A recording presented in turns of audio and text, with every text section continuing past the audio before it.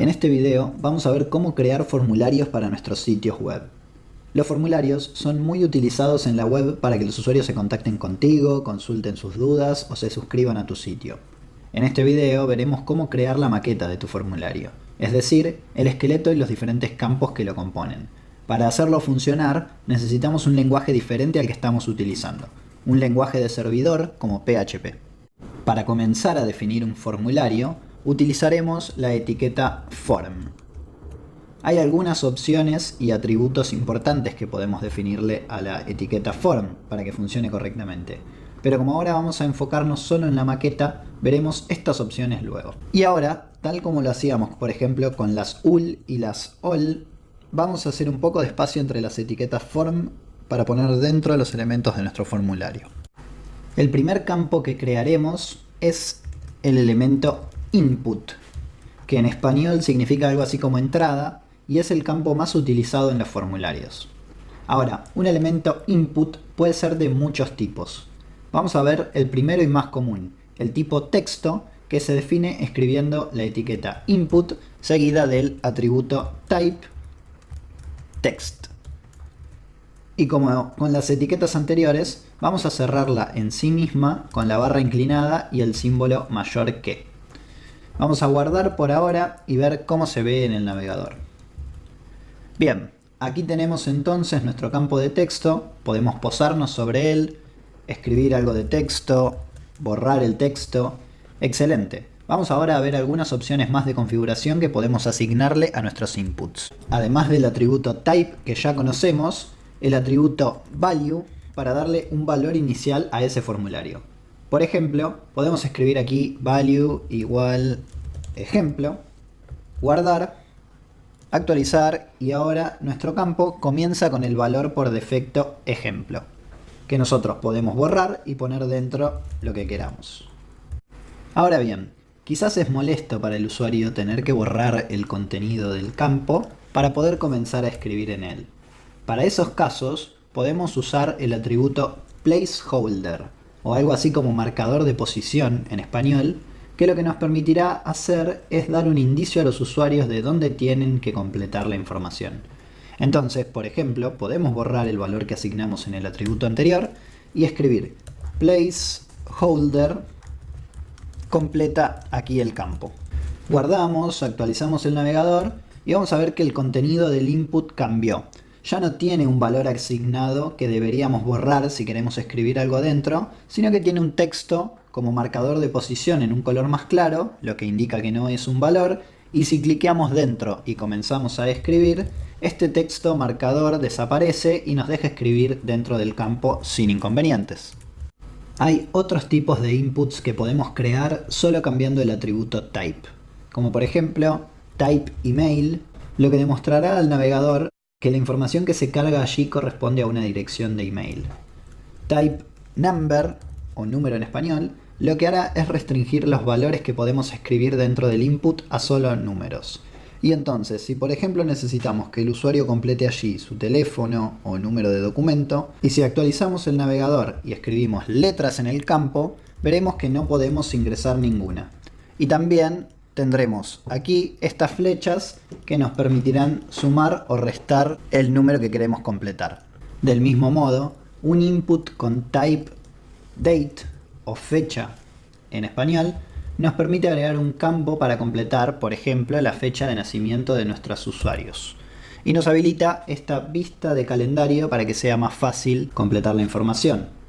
Otro tipo de input muy utilizado es el de type file, que nos permitirá incorporar un campo para adjuntar una imagen o un documento en nuestros formularios. Otro input que podemos utilizar es el de type radio, que nos permitirá elegir una opción de entre varias posibles. Voy a crear acá algunos saltos de línea para poder ubicar debajo los inputs y por ejemplo, si yo tuviera que elegir la opción mascota favorita, podría tener un input de tipo radio para la opción perro y un input de tipo radio para la opción gato. Guardamos, actualizamos y tenemos estos inputs con este círculo que podemos cliquear para seleccionar la opción de nuestra mascota favorita. Ahora bien, en general, cuando creamos inputs de tipo radio, solo queremos que una de las dos opciones sea la elegida, y en nuestro navegador pueden ambas ser elegidas a la vez. Esto es porque necesitamos una forma de agrupar las opciones, y eso lo haremos sumando en ambos inputs de tipo radio el atributo name. Por ejemplo, name mascota favorita en ambas opciones. Guardamos nuevamente, actualizamos el navegador y ahora sí podemos elegir una u otra opción como mascota favorita, ya que están agrupadas entre sí. Pero a mí me gustan los perros y los gatos. No quiero seleccionar uno u otro, sino uno y otro. ¿Cómo podría hacer eso? Podría hacerlo creando inputs de tipo checkbox o casillas de verificación en español que nos permitirán seleccionar varias opciones a la vez.